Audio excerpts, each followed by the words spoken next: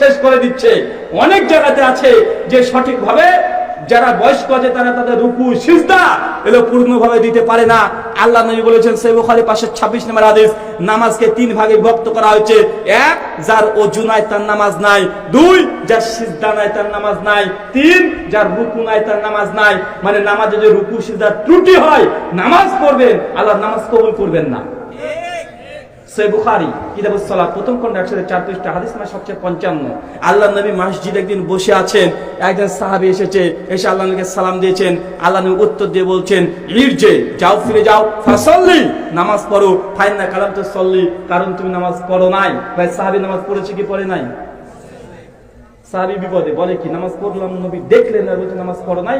সাহাবী কোনো কথা না বলে আবার মসজিদে চলে গেছে, আবার নামাজ পড়েছে, এসেছে, দ্বিতীয়বার আবার সালাম দিয়েছে। আল্লাহ নবী আবার ইরজে, যাও তুমি ফিরে যাও, ফাসাল্লি, নামাজ পড়ো, ফাইনা কালাম তুসাল্লি, কারণ নামাজ পড়ো নাই। ওই সাহাবী আবার বিপদে বলে কি, দুইবার নামাজ পড়লাম, তিনবার নামাজ পড়েছি, একই কথা নবী একই কথা বলছে। আল্লাহ নবীকে সেই ব্যক্তি তখন বলছে, আল্লাহ নবী, আমি এর চাইতে ভালো করে নামাজ পড়তে পারি না, আমাকে নামাজ শিক্ষা দেন, নামাজকে শেখান।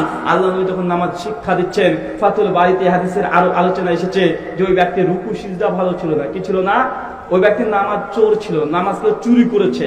নামাজ চোর কাকে বলা হয়? যে রুকু আর সিজদাকে সে খেয়ে ফেলে, অল্প অল্প করে রুকু সিজদা করে, রুকু সিজদা চুরি করে, এই ব্যক্তি হচ্ছে নামাজ চোর। আল্লাহ নবী এই জন্য বলেছেন নামাজই হয় নাই। এখন বলেন তারাবির নামাজ যেসব হুজুররা পড়ছে, হুজুরদের অবস্থা কি?